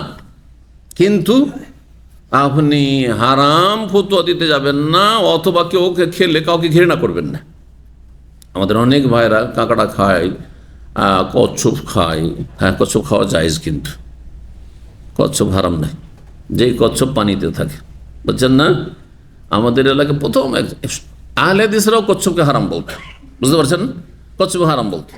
একজন আলেম দিল্লি থেকে পড়ে আসলেন আমাদের দাদা আমলেরও আগে, হ্যাঁ, কিন্তু ওনার নাম দেখিনি, আমাদের জন্মের আগে অথবা জন্মের পরে মারা গেছেন, রাহিমাহুল্লাহ, খুব বড় আলেম ছিলেন। আর ওরা বা আহলে হাদিস, আহলে হাদিসের একটা দল আছে ভারতে, ওরা বোম্বাইয়ে, দিল্লিতে বেশি আছে, তো ওদের মসজিদ আছে। আহলে হাদিসের কাছাকাছি, কিন্তু কিছু মাসলায় ভিন্নতা তাদের রয়েছে, একটু কিছু জয়ীফ হাদিস আমল আছে, যাই হোক, আর কিছু মাসলা মাসাইল তাদের ভিন্নতা আছে, আকীদা ঠিক। তো তাদের কাছ থেকে লেখাপড়া করে আসলেন, আসার পরে প্রথম এলাকায় বললেন যে কচ্ছপ হালাল, আর তিনি খেতেন। তার যারা বিশেষ ছাত্র ছিল মাদ্রাসায়, তারা খেত। তো তার এলাকার নাম পড়ে গেছিল কি জানেন? আরে আহলে হাদিসরাও নাম দিয়েছিল, কারণ আপনার মনের উল্টা হইলেই আপনি তাকে গুমরাহ মনে করবেন। এইটাই হচ্ছে রোগ আমাদের জাতির, বুঝছেন না? কি না, হ্যাঁ, কচ্ছপ মৌলানা নাম দিয়েছিল, কচ্ছপ মৌলানা, জি, নামই পড়ে গেল কচ্ছপ মৌলানা, জি, রাহিমাহুল্লাহ। তো জায়েজ, কিন্তু আপনার রুচি হলে খান, না খেন না। তবে ওলামারা বলেছেন যেই কচ্ছপটা পানিতে থাকে, ও শুকনায় নিয়ে আসলে মারা যাবে। মাটির তলায় চাষ করছেন, হ্যাঁ, হাল চালাচ্ছেন, আর যদি পেয়ে যান সেখানে পানি টানি নেই, হ্যাঁ, রসাল মাটি আছে, মাটির তলায় পান, তাহলে সেটা খাওয়া যায় না। ওলামারা বলেছেন দুটো জাত রয়েছে তার, আল্লাহু আলাম। মাসলা ইখতিলাফি অবশ্য। তো কোনো কিছুকে কেউ যদি হারাম করে, আল্লাহ বলছেন না, যা তয়্যিবাত পাক পবিত্র তাকে হারাম করবে না। তুমি হারাম মনে করিও না, এবং হারাম অন্যের জন্য করিও না। তুমি খাবে না, খেও না। নবী সাল্লাল্লাহু আলাইহি সাল্লামের কিছু রুচি না হলে খেতেন না। যেমন আরব দেশে একটা প্রাণী খায়, যেটা এখন পর্যন্ত আমি খাইনি, কি? নবী সাল্লাল্লাহু আলাইহি সাল্লাম খাননি, কিন্তু সাহাবায়ে নবী সাল্লাল্লাহু আলাইহি সাল্লামের দস্তরখানে খেয়েছেন। কি? দব। দব, তার নাম কি? সান্ডা। দেশি অর্থ হচ্ছে সান্ডা, কিন্তু এখানে কি বলা হয়? দব, দব হয়। দবের বেশ উপকারিতা আছে, যারা খায় তার খুব উপকারিতা গুণগান বর্ণনা করে, আরবরা বিশেষ করে তো খুবই ভক্ত এই খাবারের। কিন্তু আজ পর্যন্ত আমি খাইনি। আমি নবী সাল্লাল্লাহু আলাইহি ওয়াসাল্লামের তরিকা আছে। নবী সাল্লাল্লাহু আলাইহি ওয়াসাল্লাম আদাব্বু লাস্তু আকলুহু ওয়া লাস্তু আহরিমু, আমি যাব খাবো না আর হারামও বলবো না। ওকে লাফি মাইরাতে রাসূলুল্লাহ সাল্লাল্লাহু খাচ্ছেন দস্তরখানে, সাহাবীরা দব খাচ্ছেন, নবী সাল্লাল্লাহু আলাইহি ওয়াসাল্লাম বলছেন খাবো না, আমি খাবো না। তখন সাহাবীরা বলে ইয়া রাসূলুল্লাহ খান একটু, আমরা তো খাচ্ছি। বলছেন যে এইটা হারাম করছে না, কিন্তু ওয়ালাইসাত বিআরযে কওমি, আমার মাতৃভূমি মক্কাতে এ দব পাওয়া যায় না, তোমাদের হেজাজ নাজদে ওই দিকে পাওয়া যায়, ওই আল কাসিম আর রিয়াদ এই দিকে পাওয়া যায় বেশি। সেই জন্য কি ওয়ালাকিন আফুহু লাইসাত বিআরযে কওমি, আমি খাবো না তোমাদের সাথে। কি জন্য? আফুহু, সেটা আমার অরুচি লাগে, রুচির ব্যাপার আছে। অনেকে বট খান না, ঠিক না, রুচি হয় না, আরে মনে হয়ে যায় যার কি ছিল এটা, দেখতে কত খারাপ ছিল, আর তারপরে যখন এত সুন্দর করে বানিয়েছে, কিছু লোক তো পাগল খাবার অধিকাংশরে আমাদের সমাজের। যাই হোক, কোনো কিছুকে হারাম মনে করবেন না কেউ খেলে, যদি হালাল হয় তাহলে হারাম মনে করবেন না, আর অন্যকে ঘৃণা করবেন না খেলে, আপনার রুচি হয় না খেন না। 6691 নম্বর হাদিস বর্ণনা করছেন ওবায়দ ইবনে উমাইর, তিনি বলছেন সামিআতু আয়েশা রাদিয়াল্লাহু তাআলা আনহাকে বলতে শুনেছি, তাজউম মানে তিনি বলেছেন, আন্নান নবী সাল্লাল্লাহু আলাইহি ওয়াসাল্লাম কানা ইয়ামকুসু ইনদা যায়নাব বিনত জাহশ ওয়া ইয়াশরাবু ইনদা হাসান। নবী সাল্লাল্লাহু আলাইহি ওয়াসাল্লামের ভালো একটা অভ্যাস ছিল, যাদের একাধিক স্ত্রী আছে আর একসাথে বা পাশাপাশি বাড়ি একই জায়গায় যদি রাখেন, দুই দেশে হলে ভিন্ন বিষয়, একটা বাংলাদেশে রেখেছে, একটা সৌদি আরবে রেখেছে, তাহলে অসুবিধা নেই, তাই না? কিন্তু সেখানে অনুমতি করবে থাকতে হবে, না হলে 1 বছর সৌদি আরবে 1 বছর বাংলাদেশে থাকতে হবে। ভালো করে মনে হবে, এই নয় যে এটা যেহেতু ভিসা আছে তো এটা সব সময়, আর ওখানে যখন যাব আর তখন বাস 1 মাসের ছুটি যাবো, 1 মাস থেকে চলে আসবো, হকা দিয়ে হয়ে যাবে। যদি আপনার স্ত্রী ছাড় না দেয় তো আপনাকে হিসাব দিতে হবে, আর না হলে পারমিশন নিতে হবে যে আমি নিরুপায় পারছি না, ওই 1 মাস 2 মাসে আমার ছুটি, তুমি অনুমতি দাও, বা এই শর্তে যদি বিয়েতে আসো তো ঠিক আছে। কিন্তু একই জায়গায় একই শহরে আছেন, দাম্মামে 2 স্ত্রী আছে, যেখানে আছেন আপনি দেশে আছেন, একই জায়গায় আছে, যদি একই বাড়িতে না রাখা ভালো। একই বাড়িতে রাখা জায়েজ, একই রুমে নয়, একই বাড়িতে রাখা জায়েজ, কিন্তু সেখানে যদি তাদের কষ্টের কারণ হয়, অশান্তির কারণ হয়, বা আপনার অশান্তির কারণ হয়, তাহলে ভিন্ন বাসার ব্যবস্থা করা, এটা হচ্ছে শ্রেয় উত্তম। জি, তারপর আজকালকার জামানায় যেমন পুরুষদের চাহিদা অনেক বেশি, তেমন মহিলাদের চাহিদা তার চাইতে বেশি। কি একমত না আপনারা? একসময় আমাদের মা খালারা 3 বার খেতে পেলে তো খুবই ভালো, যদি নাও পাই 2 বার পেলেও কাজ চলত, ব্যাস টাইমে, তাই না? আর কিছু লাগতো? ব্যাস তেল সামাল লাগতো, আর কিছু লাগতো না। কিন্তু এখন ভালো ভালো মোবাইল লাগবে স্ত্রীকে, আর তারপর এই গয়না লাগবে, তো এটা লাগবে, মাঝে মাঝে গিফট লাগবে। হ্যাঁ, বিদেশ থেকে আসলে কি নিয়ে আসলে তুমি, ঝগড়া শুরু হয়ে গেল। চাহিদার শেষ নেই, যার ফলে এখন এই সময়। আচ্ছা, একাধিক বিয়ের উদ্দেশ্যটা কি আমি বলি, কারণ অনেক যুবকরা খুব আবেগী। একাধিক বিয়ের উদ্দেশ্যটা কি? উদ্দেশ্য যদি আপনার থাকে শান্তি, তাই না, যে এই শান্তিতে আছে, এর চাইতে ভালো শান্তিতে থাকবো, বা এইরকমই থাকবো, এটাই না উদ্দেশ্য, নাও শান্তি। পাগলের মতো বিয়ে করবেন না, আবেগী হয়ে কখনো বিয়ে করবেন না। হ্যাঁ, একবারে শান্ত হয়ে সুস্থ মস্তিষ্কে বিবেককে কাজে লাগিয়ে আপনার জন্য উপকারী অপকারী, হ্যাঁ, ভালো মন্দ চিন্তা করে, অনেকবার চিন্তা করবেন, ইস্তেখারা করবেন। জি, বিয়ে করার উদ্দেশ্য কি? পিস, শান্তি, তাই না? একা তো সারা জীবন থাকতে পারেন, তার কোনো দায়িত্ব নেই, নিজের পেট নিয়ে চিন্তা, আর কোনো চিন্তাই তো নেই, কিন্তু আপনি বিয়ে করছেন শান্তির জন্য না? তো একাধিক বিয়ে করবেন, হ্যাঁ, আরও বেশি শান্তি কমপক্ষে পাবো, না হলে কমপক্ষে যেই শান্তিটা আছে সেটা অব্যাহত থাকে, বহাল থাকবে। আর যদি দেখা যায় যে ভাই দ্বিতীয় বিয়ে তৃতীয় বিয়ের পরে অশান্তি শুরু হয়ে গেল, তো এই বিয়ে করাটা আপনার দিনের জন্য উপকারী নয়, আর দুনিয়ার জন্য আখেরাতের জন্য উপকারী না, কোনো ক্ষেত্রে উপকারী না। কারণ যখনই অশান্তি হবে, এই অশান্তির কারণে আপনি বিভিন্ন গুনাহে জড়িয়ে যাবেন, সীমা লঙ্ঘনে জড়িয়ে যাবেন। হ্যাঁ, আপনি জুলুম করে ফেলবেন, কোনো একজন স্ত্রীর উপর জুলুম করে ফেলবেন, কখনই এর উপরে জুলুম করে দিচ্ছে, কখনো ওর উপর জুলুম করে দিচ্ছে, হবে না? এই জন্য আবেগী হবেন আজকালকার কিছু যুবকদের মতো, সই আকিদায় আসায় মানে বিয়ে করো না রে ভাই, না, শান্তি শান্তি শান্তি থাকলে করুন, খুব ভালো। আর যদি ঝুঁকিপূর্ণ মনে করেন কখন আপনি এদিকে যাবেন না, আজকালকার জামানার ভাইদেরকে বলছি। জি, কালকে একজন বলছেন 2 বিয়ে করেছেন, খুব কাছের মানুষ আমার, আর তার মধ্যে একজন আরব মেয়েকে বিয়ে করেছে। আমি বলে যে বিয়ে করে আপনার অনুভূতি কি? আরবটা দ্বিতীয়, বিয়ে করে অনুভূতি কি? বলছে যে দ্বিতীয় বিয়ে করার পরে এখন শোনাবার চাইতে শুনতে হয় বেশি, মানে কথা শোনাবার চাইতে শুনতে হয় বেশি, চুপ থাকতে হয়। কি বুঝলেন? বুঝতে পেরেছেন না? মানে বেশি বকর বকর করে, বকাঝকা করে, আমাকে শুনতে হয়। আগে আমি বকাঝকা করতাম হয়তো, এখন বকাঝকা শুনতে হয়। বুঝতে পেরেছেন? এই জন্য দ্বিতীয় তৃতীয় বিয়ে করলে আপনাকে সবরের পাহাড় হইতে হবে। ধৈর্যের পাহাড় হইতে পারবেন? পাহাড়ে যতই আঘাত করেন, পাহাড় আপন জায়গায় স্টিল। ধৈর্যের পাহাড় হইতে পারলে ঠিক আছে। আর ধৈর্য যদি না ধরতে পারেন তাহলে জালেম অবশ্যই হয়ে যাবে কোনো এক সময়, যখন তখন জুলুম করে ফেলবেন। আল্লাহ বুঝার তৌফিক দান করেন। তো রাসূলুল্লাহ সাল্লাল্লাহু আলাইহি সাল্লাম বিভিন্ন হিকমতের জন্য, দেখেন, সৎ উদ্দেশ্যে বিয়ে করতে হবে, উদ্দেশ্য যেন সৎ হয় আপনার। নবী সাল্লাল্লাহু আলাইহি সাল্লামের বিয়েগুলিতে বহুমুখী হিকমত ছিল, বহুমুখী হিকমত ছিল। এই হিকমত নিয়ে বেশ কিছু কিতাব লেখা হয়েছে, জানি না বাংলায় আছে কিনা, কিন্তু আমরা আরবি তো কিতাবগুলি পড়েছি। বহুমুখী হিকমত, একটি বিয়ের পিছনে হিকমত ছিল। কেন বিয়ে করেছেন নবী সাল্লাল্লাহু আলাইহি সাল্লাম আয়েশা, কেন হাফসাকে বিয়ে করেছেন, কেন উম্মে সালামা, কেন জুয়াইরিকে বিয়ে করেছেন? জুয়াইরিকে বিয়ে করার আগে তার বংশের লোকেরা কট্টর কাফের নবীর দুশমন ছিল সাল্লাল্লাহু আলাইহি ওয়াসাল্লাম। যখন তাদের জামাই হয়ে গেলেন নবী সাল্লাল্লাহু আলাইহি ওয়াসাল্লাম, তখন বলছে, আরে আমাদের জামাই, আমাদের সেহের, আর তার সাথে দুর্ব্যবহার করব, তার সাথে খারাপ আচরণ করব, চলো সবাই মুসলমান হয়ে যায়। হাজারের অধিক মানুষ বা হাজারের মতো মানুষ ছিল সেই বংশের, সবাই মুসলমান হয়ে গেল একবার। জি, এটি একটি বললাম, এরকম বহুমুখী হিকমত রয়েছে। আপনার আমার জীবনে ওইরকম হিকমত আছে? যদি হিকমত থাকে তাহলে ঠিক আছে, যাতে আল্লাহ সন্তুষ্টি হবে, দাওয়ার ময়দান খুলবে, দিনের কাজ হবে, অথবা আমার শান্তি হবে, আমার পরিবারে শান্তি হবে, এতে তাহলে ঠিক আছে।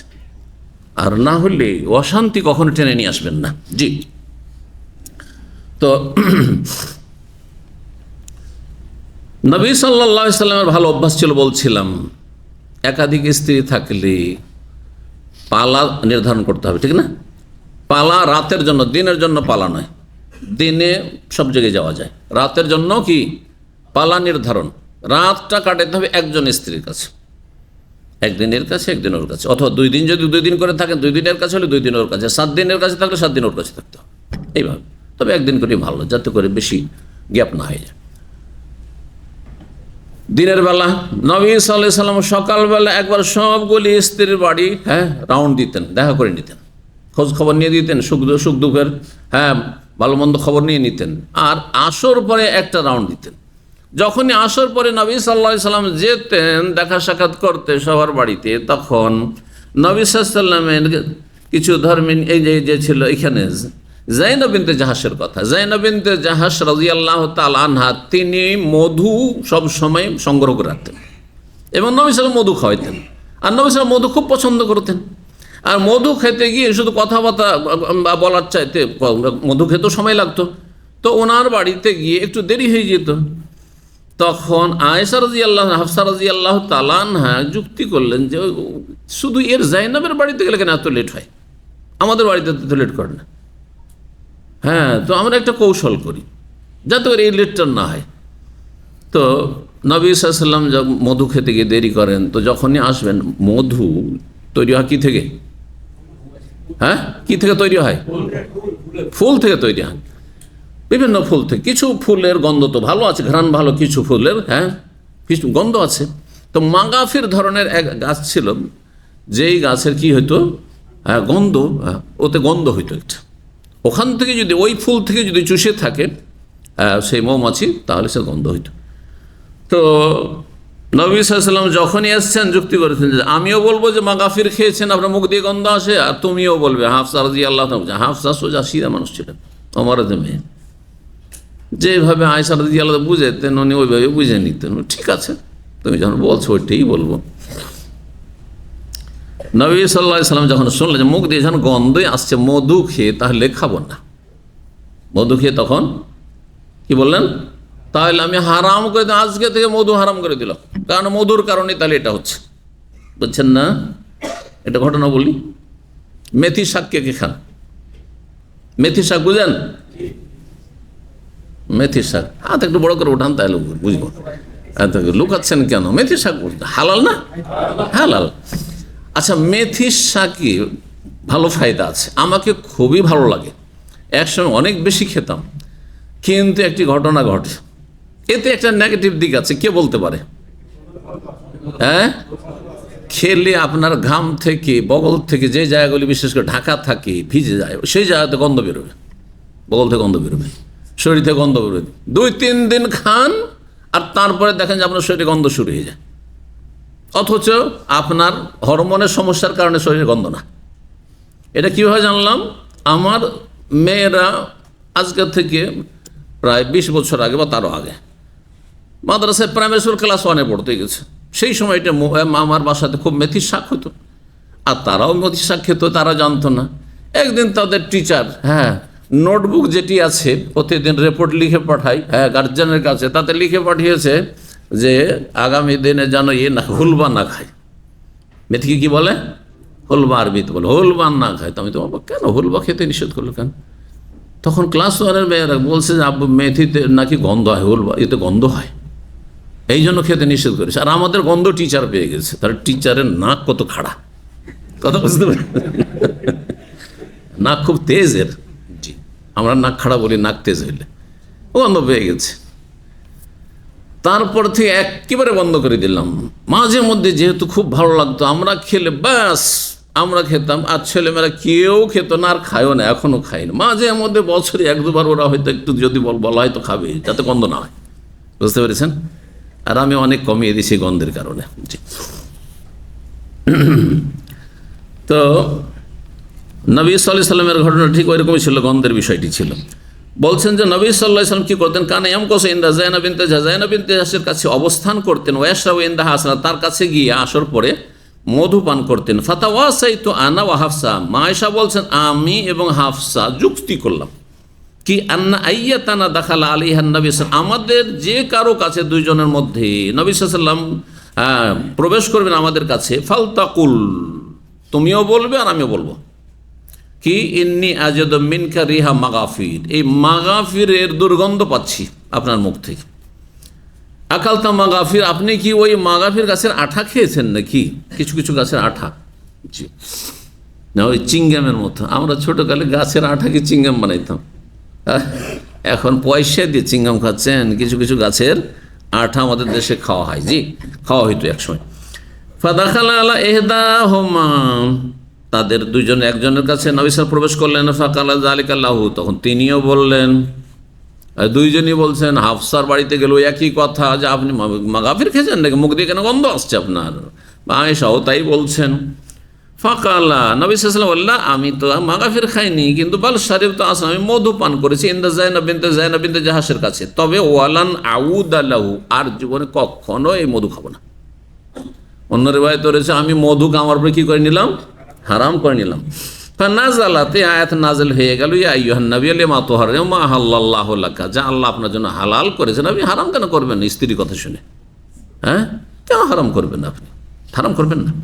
তাবতাগি মারযাত আজওয়াজিক, আপনি স্ত্রীদের সন্তুষ্ট করতে চান, খুশি করতে চান, না খান আপনি।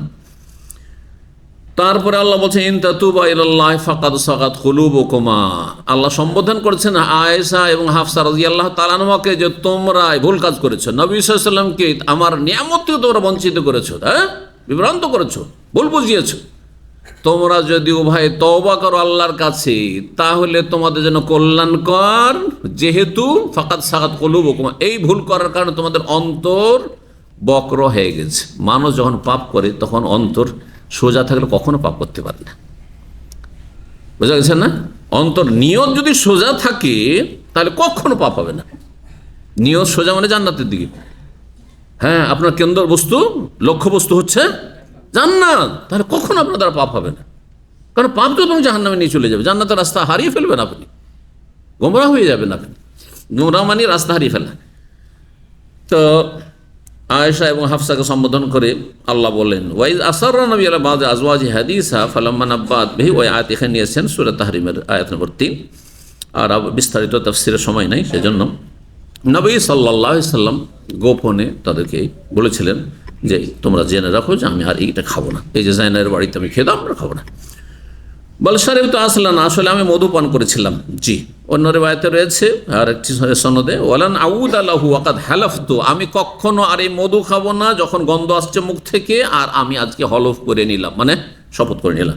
ফালা তুখবিরি বিযালিকা আহাদান, কাউকে বলিও না, কাউকে বলিও না যে মধুকে আমি হারাম করে ফেলেছি। জি, কারণ হয়তো জাইনাব কষ্ট পাবে এই জন্য যে আমি এমন কিছু খাওয়াইলাম যে নবী সাল্লাল্লাহু মুখে গন্ধ চলে আসলো। যাই হোক, 26 নম্বর অধ্যায় বলছেন বাবুল ওয়াফা ইবিন নাজির। অধ্যায় হচ্ছে মান্যত পুরা করা সম্পর্কে। মান্যত পুরা করা সম্পর্কে, মান্যত যদি কেউ করে তাহলে পুরা করা কি ফরজ। কখন ফরজ? হ্যাঁ, যদি কাজটি জায়েজ হয় বা নেকির হয় তাহলে, কমপক্ষে জায়েজ না হলে মুস্তাহাব তাহলে। আর ফরজ যদি হয় কাজটি, তাহলে মান্যত করুক আর না করুক তো ফরজই আছে। কথা বুঝতে পারছেন না? এখন একজন বেনামাজি মান্যত করেছে, আল্লাহ আমার রোগটা যদি ভালো হয়ে যায় তা আমি ফজর পড়বো, চলবে? আর এমনি তোমাকে মুসলমান থাকার জন্য ফজর পড়তে হবে, তো এই মান্যত চলবে না তোমার। কথা বোঝা গেছে? কিন্তু যদি আল্লাহ আমার যদি আল্লাহ যে এর কাজটা হয়ে যায় তাহলে আমি তাহাজ্জুদ শুরু করবো আজকে থেকে, তো জায়েজ, মুস্তাহাব কাজ তাহাজ্জুদ পড়া, জায়েজ কাজ। হ্যাঁ, যে কোনো জায়েজ কাজ। আল্লাহ এই কাজটি যদি হয়ে যায় তো আমি একটু কোন এক জায়গায় ঘুরে আসো, বাহারাইন ব্রিজ ঘুরে আসো, মান্যত। এটা জায়েজ না জায়েজ নয়? উদাহরণ দিচ্ছি যাতে বুঝতে পারেন, কারণ আমাদের দেশে শিরকি মান্যত আছে, বেদাতি মান্যত আছে। তাহলে ফরজের উদাহরণ দিলাম, ফরজ ফরজ আদায় করতে হবে, ও মান্যত করেন না করেন, তাই না? মান্যত চলবে না, এক্ষেত্রে প্রযোজ্য না। সুন্নত মুস্তাহাবের ক্ষেত্রে চলে মান্যত, জায়েজের ক্ষেত্রে মান্যত চলে। জায়েজের উদাহরণ দিলাম, যে কোনো জায়গায় ঘুরতে যাবো, ঘুরতে নেই কি নয়, মোবাহ, শুধু জায়েজ। আচ্ছা, এখন শিরকি মান্যত, আল্লাহ যদি আমার ছেলেটার মেডিকেলে চান্স পেয়ে যায় বা পাশ করে নাই, তাহলে আমি শাহজালাল মাজারে যাবে, একটা চাদর চড়াবো। কি করলো? শিরকি মান্যত। আর একজন, এগুলো দেশে মান্যতা আছে, অনেক মান্যতা আছে, একটা খাসি জবাই করবো, হ্যাঁ আজমির শরীফ যাব, আমি এখানে সৌদি আরব আছি, ইরাকের ভিসা করে বাগদাদ শরীফ যাব। শিরকি মান্যত, এগুলো হারাম পুরা করা, মুসলিম থাকবে না। কথা বলছেন? আচ্ছা, বেদাতি মান্যতের উদাহরণ দিই। বেদাতি মান্যত, আল্লাহ যদি আমার এই কাজটি হয়ে যায়, ছেলেটা আমার যদি এই পাশ করে নেয়, অথবা আমার স্ত্রীর অসুস্থ আছে, ভালো হয়ে যায়, তাহলে আমি একটা মিলাদ পাঠ করাবো, মিলাদ করাবো, মিলাদ মহফিল করাবো। হ্যাঁ, জায়েজ? বেদাত। তো বেদাতি মান্যত করা যাবে না, পালন করা যাবে না। মানত করলেও কসমের কাফারা দিতে হবে। শিরকি মানত পালন করা যাবে না, কসমের কাফারা দিতে হবে। মাসলা পরে আসবে একটি, যে যেই মান্যত পুরা করা যাবে না, ও কাফারাত কাফারাত ইয়ামিন। সহিহ বুখারী তো হাদিস নেই, কিন্তু সহিহ মুসলিম হাদিস রয়েছে। কাফারাতুন নাজরে, কাফারাতুল ইয়ামিন। মান্যত যদি পুরা করা সম্ভব না হয়, সেটা শিরক, সেটা বেদাত, সেটা হারাম, সেই জন্য আর এমন মান্যত করে ফেলেছেন, তাহলে কসমের কাফারা দেন আর মুক্ত হন। যেমন কোনো কিছু হারাম করলে কসমের কাফারা দিতে হবে। আর একটি মান্যত বলি, নাস্তিক সেকুলারদের মান্যত। যদি আমি ইলেকশনে পাশ করে নিই, তো আমার দলের লোকদেরকে মদ খাওয়াবো, হ্যাঁ, সিনেমা হলে নিয়ে যাব। একসময় সিনেমা হল ছিল, আজকাল তো পকেটেই সিনেমা হল, তাই না? আল্লাহ হেফাজত করে পাপ থেকে। তো কি করব? মদ খাই না, বিজয়ের দিনে মদ খাই না, অনেকে খায়, অনেকে খাওয়ায়। জি, তো যদি এটা করে তাহলে মান্যত পুরা করা যাবে না, হারাম, কারণ এটা হারাম মান্যত। তাহলে আমরা দুই ভাগ করতে পারি মান্যতকে, জায়েজ মান্যত আর হারাম মান্যত। হারামগুলি শিরকি মান্যত, বেদাতি মান্যত, আর কোনো গুনাহ করার মান্যত, এগুলো সব হারাম। জি, তো মানত পুরা করা ফরজ যদি তাতে কোনো বাধা না থাকে। আর সে মানত যদি পুরা না করতে পারেন তাহলে কি করতে হবে? কসমে কাফারা দিতে হবে। মহান আল্লাহর বাণী সূরা ইনসান। সূরা ইনসান আবার কোথায় আছে কোরআনে? সূরাতুদ দাহরের অপর নাম হচ্ছে হাল আতা আলাল ইনসানে হিনুম মিনাদ দাহরি। এই প্রথম আয়াতে দাহার শব্দটিও আছে আর ইনসানও আছে, এই জন্য এই সূরার নাম হচ্ছে সূরাতুল ইনসান, এই সূরার নাম হচ্ছে সূরাতুদ দাহর। যেমন সূরা তওবা এর নাম, প্রসিদ্ধ নাম ভারত বাংলাদেশে হচ্ছে সূরা তওবা, কিন্তু আরব দেশে প্রসিদ্ধ নাম হচ্ছে সূরা আল বারাত, কারণ প্রথম শব্দ হচ্ছে বারাআতু মিনাল্লাহি ওয়া রাসূলিহি, কিন্তু এতে তওবার কথা রয়েছে, এই সূরাতে তওবার কথা রয়েছে।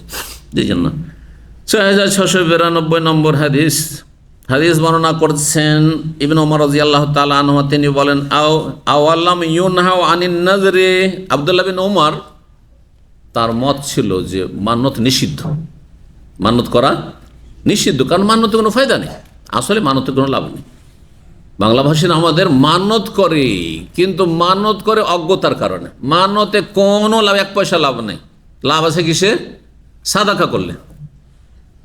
আপনার কোনো আল্লাহর কাছে আশা আকাঙ্ক্ষা আছে, আল্লাহ যেন আমার ছেলেটাকে পাস করে দেয়, আল্লাহ যেন আমার স্ত্রীকে ভালো করে দেয়, অসুস্থ, আমি যেন সুস্থ হয়ে যাই, এই জন্য অগ্রিম দান করে দেন, সাদাকা, এইটা আপনার কাজে আসবে। কিন্তু আল্লাহর সাথে আপনি শর্ত লাগাচ্ছেন যে আল্লাহ তুমি যদি ভালো করে দাও আমাকে, তাহলে তোমাকে কি করব? তোমার রাহে দান করব। যদি বলেন আমাকে, উদাহরণ দিয়ে বুঝায় যে শেখ, যদি আমার একটা কাজ আছে কফিলের সাথে, একটু টেলিফোন করে আমার কাজটা সেরে দেন, তো আপনাকে রোমান্সে দাওয়াত দেব। আমি দাওয়াত নিব না? বলবো যে বেয়াদব?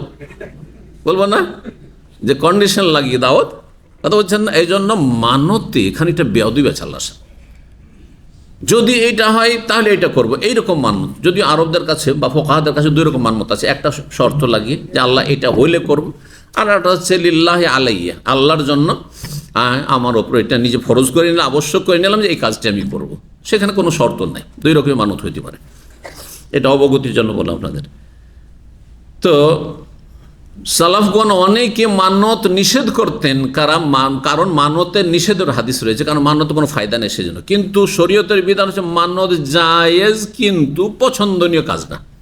আর মানত করে নিলে পুরা করতে হবে যদি পুরা করা সম্ভব হয়। কোরআনে বেশ কিছু আয়াত রয়েছে মানত সম্পর্কে। একটি হচ্ছে ইউফুনা বিন নাযরি, সূরা দাহরে। এটি তো তাফসীর করা হয়নি, হ্যাঁ বলি।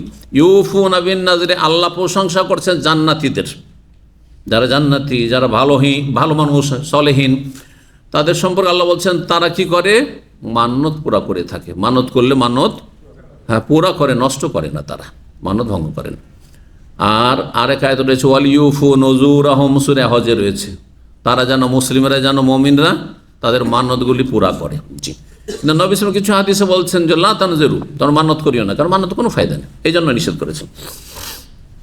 উত্তম বিকল্প শিখিয়েছেন। উত্তম বিকল্প কি বললাম? দান, সাদাকা। নবী সাল্লাল্লাহু আলাইহি ওয়াসাল্লাম বলেন ইন্নান নাযরা লা ইউকাদ্দিমু শাইআন ওয়া লা ইউআখিরু। নবী সাল্লাল্লাহু আলাইহি ওয়াসাল্লাম বলেছেন যে মানত এগিয়েও দেয় না সামান্য, আর পিছিয়েও দেয় না, যে মানত করলেন সেই জন্য কাজটি হয়ে গেল, এমন কিছুই না। আর মানত করেননি, অনুমুখ মানত করেছে সেই জন্য তার ছেলেটা পাস করে নিয়েছে আর আপনার ছেলেটা ফেল করে গেছে, এমনও কথা বল, কিচ্ছু লাভ নেই, 1 পয়সা লাভ নেই। কী লাভ তাহলে? লাভে থেকে এই মান্যতের মাধ্যমে কৃপণ ব্যক্তি টাকা পয়সা তার পকেট থেকে, তার বাড়ি থেকে বের করা হয়। এখন মান্যত করেছে যে আমার কাজটা যদি হয়ে যায় তাহলে গোটা গ্রামের লোককে জুমার দিন আমি একটা গরু কেটে খাওয়াবো। এখন গরু তো সহজে খাওয়াইতেন না, সোজা আঙ্গুলে খাওয়াইতেন না, একটা লোক দাওয়াত দিতেন না আপনার বাড়িতে, কিন্তু এখন খাওয়াইতে বাধ্য। বলছেন না তো বখিলের মাল বেরোলো না, হ্যাঁ, কিন্তু লাভ আপনার স্বার্থ পুরা হলো না। 6693 নম্বর হাদিস বর্ণনা করছেন আব্দুল্লাহ বিন ওমর, বলছেন নাহান নবী আনিন নাযর, নবী সাল্লাল্লাহু আলাইহি ওয়াসাল্লাম মানত করতে নিষেধ করেছেন মায়া করে, যে যেটা ফায়দা নেই সেটা কেন করে, এটা হারাম করে নয়। নবী সাল্লাল্লাহু আলাইহি ওয়াসাল্লাম কখনো কখনো কিছু কাজ নিষেধ করেছেন, কি করে, কি উদ্দেশ্যে? হারাম নাজায়েজ করার জন্য না, মায়া করার জন্য। এটা বুঝেন না? একটা উদাহরণ দিয়ে বুঝাই আপনাকে। আমাদের ছেলেমেয়েরা লেখাপড়া করে বড় হয়েছে, রাত 11টা হইলে আমরা নিষেধ করি লেখাপড়া করতে, আমার যেটা তরিকা, কারণ আমি এই তরিকায় লেখাপড়া করেছি। বেশি সারা রাত পড়লে বড় মানুষ হওয়া যায় না, অনেকে এসব কিচ্ছা কাহিনী শোনায়, অমুক মাত্র 3-4 ঘন্টা ঘুমায় আর খুব পড়ে সুস্থ থাকে। না, ভুল কথা এগুলো। বার্ধক্য দ্রুত আপনাকে হানা দিয়ে চলে আসবে, বিভিন্ন রোগ আপনার শরীরে পয়দা হয়ে যাবে। আপনি এমন কাজ কেন করতে যাবেন? আপনি যে কোনো কাজ কন্টিনিউ করেন, গোটা বছর যদি পড়তে থাকেন তো রাত 11টা পর্যন্ত পড়ে নেওয়া যথেষ্ট একটা ছাত্রের জন্য, যে কোনো সাবজেক্টের ক্ষেত্রে। কিন্তু আপনি গোটা বছর আড্ডা দেবেন, আর যখন কাছে চলেছে 1 মাস 15 দিন আছে পরীক্ষা, তখন লেখাপড়া শুরু করবেন, কিতাবের কোনো খবর নাই সাবজেক্টের। এখন তো আপনাকে 24 ঘন্টা পড়তে হবে, বুঝতে পারছেন না?